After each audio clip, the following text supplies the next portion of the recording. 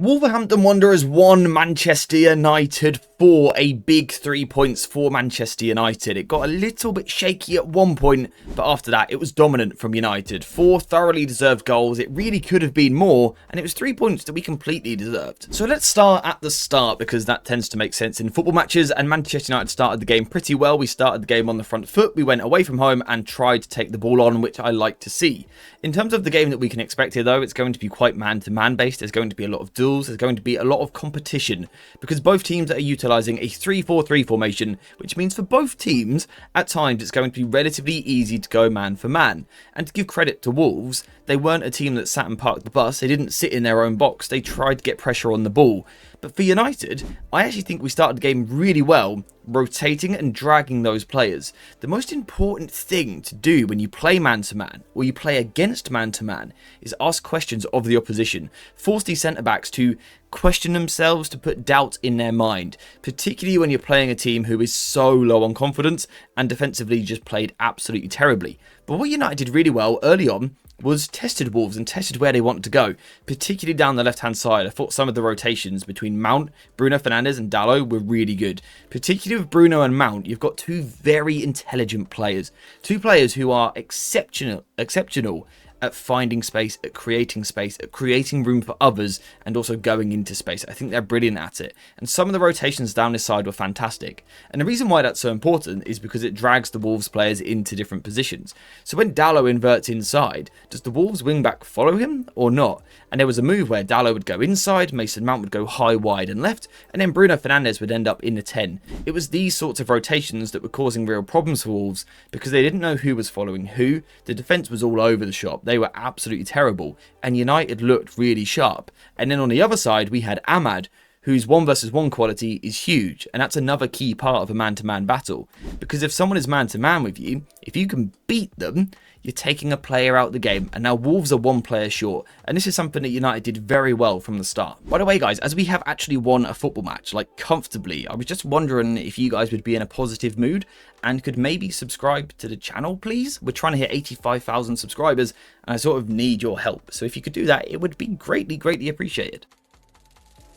However, there was a wobble for United. There was a moment where Wolves came back into the game, and that's because of this underlying problem we have with our club at the moment and the way that we want to play football, the way that Amorim encourages us to play. It never feels for United that we've truly put the opposition out of the game, particularly if there's only 1 or 2 goals in it, and that's what we saw in the first half. And for me, it comes because of the fact that we still play direct on goal kicks. So as always, we saw the centre-back splitting, all of that stuff, Heaven goes into midfield, whatever. But United ultimately was sending the ball long from these deep positions. And the reason why I've got a problem with this is because I expect us to completely dominate and control a game against Wolves.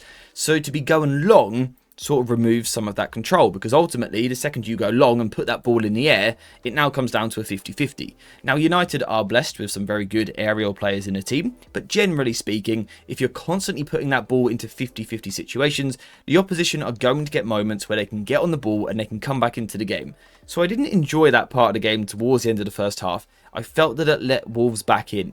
The other problem we had was at the time, the defensive intensity wasn't there and the timing was just wrong in the defence. Luke Shaw was sort of trying to step out to apply pressure, but the timing was poor, and then there was room in the channel. And Heaven is a good young player. I think he played well. Might do a video on it, but he's not an amazing channel defender. So when he was getting pulled into these positions, I was just a little bit concerned, and it was sort of these things adding up which led to Wolves getting themselves back into the game, which was a concern. But fortunately, as we know, in the second half, United really kicked on.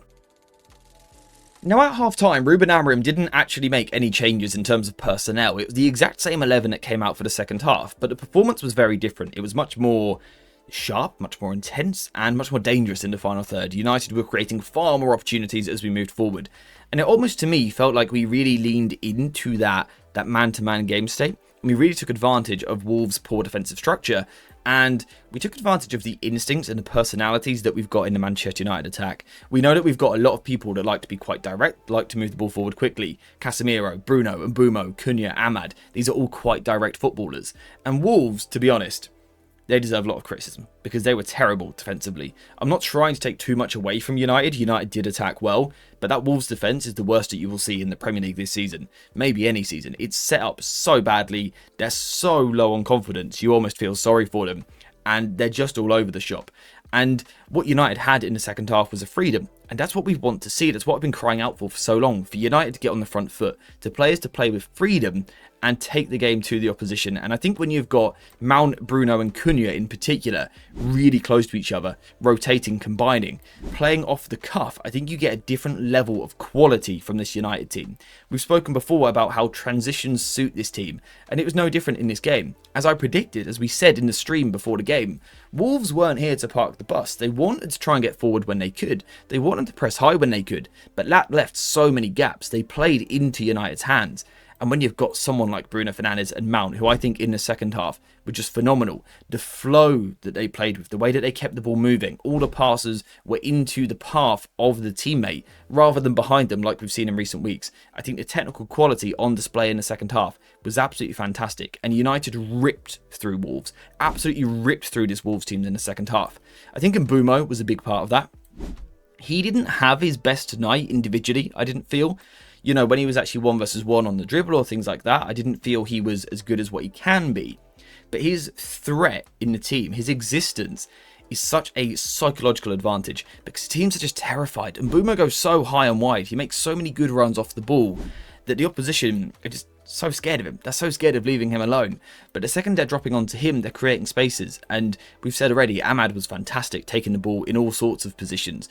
But it was these guys having the room. Cunha was rotating all over the place, picking up all different pockets. And it was this freedom which United were finally granted in the second half. Ruben Amorim finally gave them that freedom. And they absolutely delivered. The quality that they provided was fantastic. But again, we do have to acknowledge, Wolves were just horrendous defensively. Now, weirdly, in terms of analysis and tactical points, there's almost not too much to talk about in this game because it was almost simply a man-to-man battle where Manchester United were astronomically clear in terms of the individual quality, and then the second half the sharpness improved and that quality really shone through. So there's not too much to talk about in terms of fine details. This week we'll be covering some player performances instead. But the last thing that I want to touch on is the two sides of the coin that you get with this sort of performance. Because United won 4-1, so it's very easy to sit here and talk about United being fantastic, slicing through Wolves, moving the ball forward brilliantly, all these guys playing super well, loads of goal contributions, we love that for our forwards. But on another day, it could go quite differently, right? This is a little bit of result-based analysis. Because Manchester United won 4-1, it's easy to be positive. But there's another day where we don't quite take those chances. We don't get the penalty. We don't get a lucky deflection, whatever. And it's very different for United. This could have easily been a second half where we overturned the ball quite a lot, like in this moment here, in this moment here. That really is the two sides of the coin that you play. And that's perhaps why United are so hot and cold and why it can be so difficult for the players to always perform. Because they're always trying risky passes. High risk, high reward. So the high reward is fantastic. You get yourself in on goal and you've got a great chance. But it's also high risk because you're playing difficult passes. So you have every chance of giving the ball to the opposition. Against Wolves, we clicked. We clicked really well. And the forwards just showed how good they are. But another day, it does still play in my mind that there needs to be a different way to beat these opposition as well. I would still like to see a United team that sort of forces the opposition to camp deep. We almost suffocate them and pass them to death and create those chances. I think we have to be a little bit careful with how we assess this. Again, ultimately, I think Wolves helped us with the way that they approached the game. They made it easy to beat them. And I think it's worth pointing out you can only beat what's in front of you. If Wolves are going to give you that space, attack it. But we just have to remember that another day, we have to be fair with our assessment. You know, another day we don't quite click with those passes. And we're talking about a United performance which was very rushed in the second half, very direct, moving the ball forward very quickly. Perhaps a lack of total control on the game, and a game where another week you actually sit here and criticise Bruno because he's giving the ball away a lot and we're just giving the opposition away back into the game. So that's just something to keep in mind. Manchester United were fantastic, but we do still have to question the longevity of the approach. Now, I want to make sure that we end on a positive because we won 4-1 and we were good. There's no use talking about But what if we're bad? Because that doesn't make a lot of sense. But I like to keep it in the back of my mind so we don't get too carried away. I will always say in football, it's never as bad as you think it is, and it's never as good as you think it is. It's always somewhere in between, and small tweaks are always going to make such a big difference. For United, you've got to beat what's in front of you. Some people will say, we should have slowed the game down and broke them down. But if Wolves are going to give you those big spaces and we've got the players that can attack them, then I think we have every right in a one-off game to go and play in that way. The challenge for United moving forward is to evolve, to be able to play a slower game sometimes as well. I think Amorim suggested that sometimes we need a different brand of football. But in this game, second half, I think what was required was quick, was speed, was penetration through the block, lots of runners. And I think we managed to do that. So I think Ruben Amorim deserves credit for the second half for taking the handbrake off and letting those players go after it. United should have scored 5, 6, maybe even 7 goals in this game with the opportunities that we got. So I think it's important that we end with that positivity whilst remembering that, it's not perfect, it's not suddenly fixed. There's still a lot for us to work on. Now, of course, you guys know that. You're not daft. You're not daft. You know what's going on. You know this isn't Manchester United fixed. You know that we played a poor team. You also know the importance of confidence. And I think the psychological impact of this game is big. It's important that Bruno Fernandes scored his penalty after missing a couple. It's good for Mason Mount to get himself on the score sheet, for Mbumo to score after not his best performance in the world. These things are all very important and things that United can take into the next game. And hopefully now it's something that we can build upon. Whether we do or not, we're going to have to wait and see. We've sort of had false dawns before. I think this game suited us and we did well to play to our advantage, play to our strengths and beat Wolves. So ultimately, I am happy, very happy with a 4-1 win away from home.